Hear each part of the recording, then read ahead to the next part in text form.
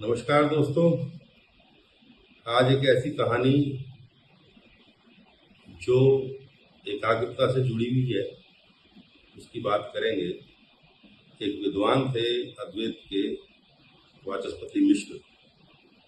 वाचस्पति मिश्र ने शंकराचार्य के शारीरिक भाष्य पर एक टीका लिखी, भामती टीका। विवाह हो चुका था उनका। जब उन्होंने उस ग्रंथ की रचना प्रारंभ की तो वो उसमें इतना लीन हो गए कि उन्हें ध्यान भी नहीं रहा कि कितने वर्ष गुजर गए। जब उन्होंने उस ग्रंथ को पूरा किया तो 12 वर्ष बीत चुके थे। 12 वर्ष बाद उन्होंने देखा कि कोई महिला उनकी कुटिया में विचरण कर रही है। तो उन्होंने उस महिला से पूछा कि हे देवी, तुम कौन? तो उस महिला ने उत्तर दिया कि मैं तुम्हारी पत्नी भामती। तो तुम क्या कर रही हो?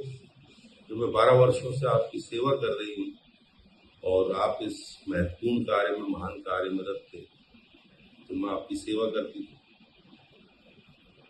तो उन्होंने उस ग्रंथ का नाम अपनी धर्मपत्नी के नाम पर रखा, क्योंकि उसका एक बड़ा योगदान था।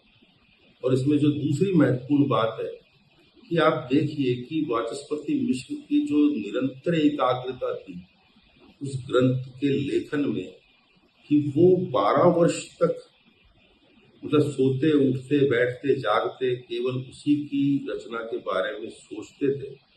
तो किस लेवल की एकाग्रता रही होगी जिसमें वो अपनी पत्नी को भी भूल गए और बाकी चीजों को भी भूल गए, केवल वो ही ध्यान। तो किसी भी उद्देश्य की प्राप्ति के लिए इसी प्रकार की निरंतर एकाग्रता की आवश्यकता होती है।